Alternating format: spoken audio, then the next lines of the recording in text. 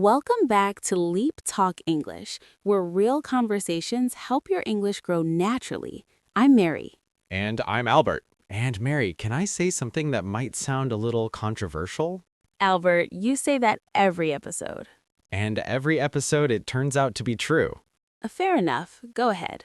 I think the whole idea of working harder, moving faster, sleeping less, doing more, I think people are genuinely tired of it. Like, deeply, fundamentally tired of it. And not just tired, burned out, disillusioned, and quietly starting to ask, wait, is this actually what a good life looks like? Exactly, because for years the message was very clear.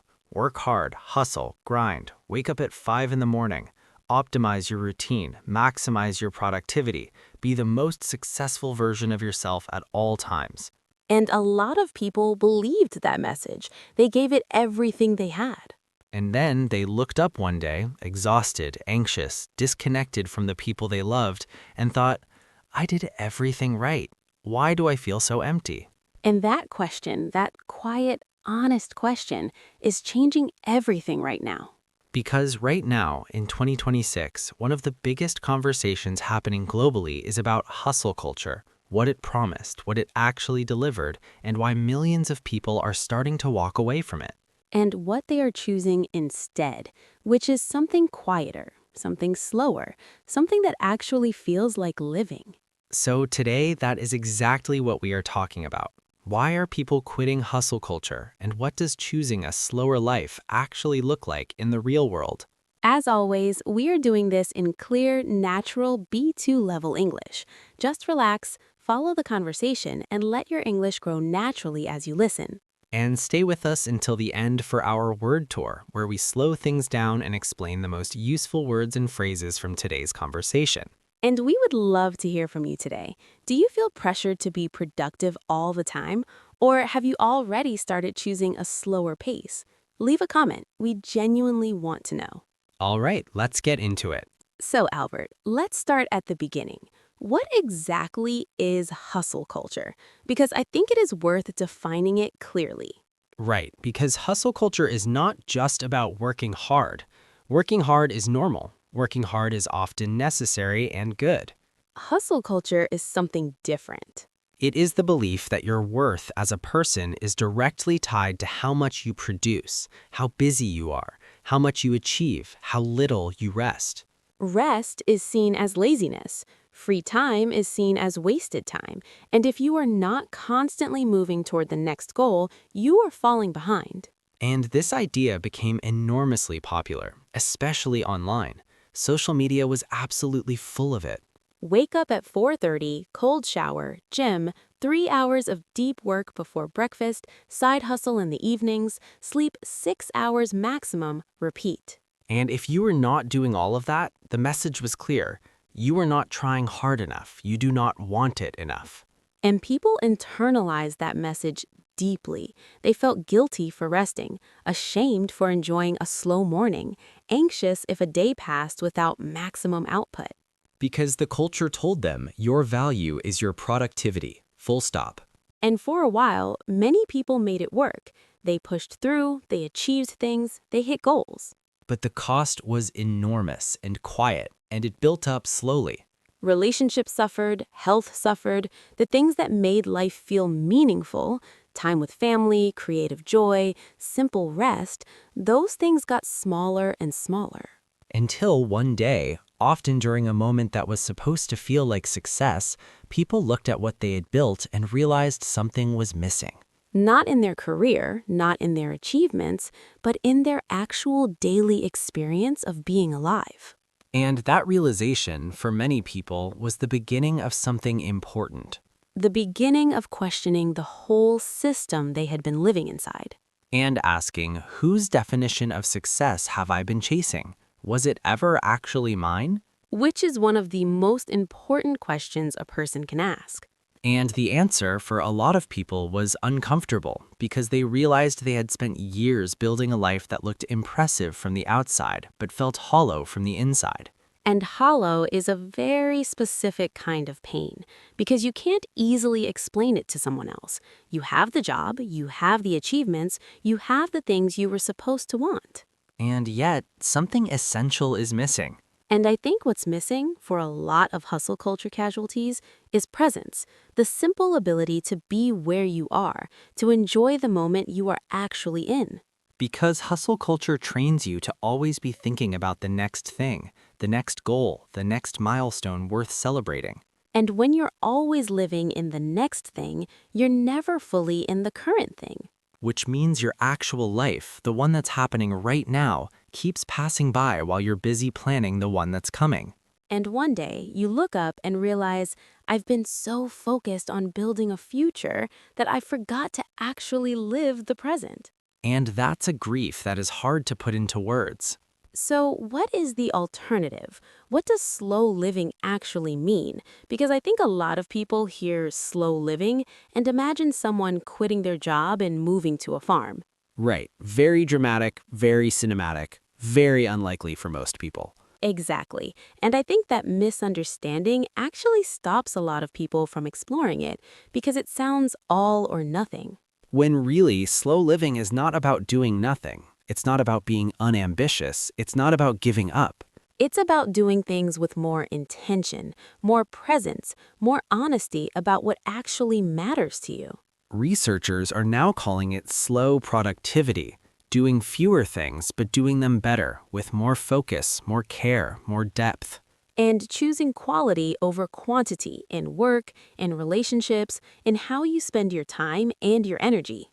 Which sounds simple, but it's actually quite radical in a culture that has spent years telling us that more is always better. And I think the first shift, the one that changes everything, is this: separating your worth from your output. Understanding that who you are is not defined by what you produce, that a quiet day is not a wasted day, that rest is not a reward you earn after enough work, it's a basic human requirement. And that sounds obvious when you say it out loud, but internalizing it, really believing it in your body after years of hustle culture conditioning, that takes real work. Real, slow work, which is slightly ironic. Very ironic, but true.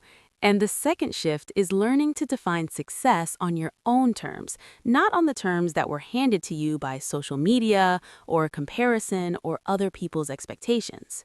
Because what does a good life actually feel like to you? Not what does it look like to someone else, not what does it look like on a LinkedIn profile, but what does it feel like in your body, in your days, in your relationships when you are genuinely living well? For some people, that still includes big goals and ambitious work, and that's completely fine. The difference is those things are chosen consciously because they bring genuine meaning, not because you feel guilty or afraid of what happens if you stop. Driven by desire rather than fear. That's the distinction. And the third shift, and this one I think is the most quietly powerful, is learning to find value in ordinary moments. Because hustle culture teaches you to always be chasing the next peak experience, the next achievement, the next milestone worth celebrating. And in between those peaks, ordinary life just feels like waiting, like filler. But ordinary life is not filler. It's the actual substance of your existence. The morning coffee, the walk to nowhere in particular, the conversation that went longer than planned, the evening when nothing happened and everything was fine. Those moments are not less than the big achievements. They are often where the real richness of life actually lives. And learning to notice them, to be present for them, to value them, that's not laziness. That's wisdom, and it's something hustle culture never taught anyone. But a slower life might. Okay, let's go into our word tour. Let's do it. First word, hustle. To hustle means to work extremely hard and constantly, often pushing yourself beyond comfortable limits in order to succeed or achieve something. For example, he hustled for years building his business, but eventually realized the cost was too high. Or, hustle culture celebrates constant work, but rarely talks about the price people pay. Repeat after us. Hustle. Hustle. Next, internalize. To internalize something means to absorb a belief or idea so deeply that it becomes part of how you think and feel automatically without questioning it. For example, she had internalized the belief that rest was lazy and it took years to undo that thinking. Or, many people internalize hustle culture's values before they are old enough to question them. Repeat, internalize. Internalize. Next, hollow. When something feels hollow, it feels empty inside, lacking real meaning or genuine substance despite appearing full or successful on the outside. For example, after achieving everything he had worked for, the victory felt strangely hollow. Or, a life built entirely around external success can feel hollow if the inner life is neglected. Repeat, hollow. Hollow. Next, presence. Presence means the quality of being fully mentally and emotionally engaged in the current moment, rather than distracted by the past or future. For example, one of the things hustle culture steals most quietly is your presence in everyday moments. Or, she practiced presence by putting her phone away during meals and conversations. Repeat, presence. Presence. Next, slow productivity. Slow productivity is the idea of doing fewer things at a time, but doing them with more focus, depth, care, and intention, prioritizing quality over quantity. For example, she switched to slow productivity and found that she actually accomplished more meaningful work with less stress. Or, slow productivity is not about working less, it is about working more intentionally. Repeat, slow productivity. Slow productivity. Next, conditioning. Conditioning means the process by which repeated experiences, messages, or environments shape the way a person thinks, feels, or behaves, often without them being aware of it. For example, years of hustle culture conditioning made it genuinely difficult for her to enjoy a rest day without feeling guilty. Or, our conditioning around success and productivity runs much deeper than we realize. Repeat, conditioning. Conditioning. And finally, disillusioned. When someone is disillusioned, it means they have lost faith in something they once believed in after discovering that the reality did not match the promise. For example, he was deeply disillusioned with hustle culture after years of sacrificing his health and relationships for goals that never quite satisfied him.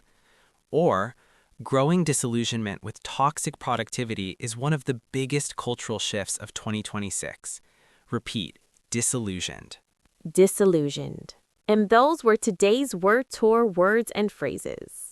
And together, they capture everything we explored today. The promises of hustle culture, the quiet cost of chasing endless productivity, and the growing movement toward a slower, more honest way of living. And wherever you are on that journey, whether you are deep in the hustle or already stepping back, know this: slowing down is not giving up. Sometimes it's the most courageous thing you can do. This is Mary. And this is Albert. Thank you so much for listening to LeapTalk English. We will see you in the next one. Bye, everyone. Bye.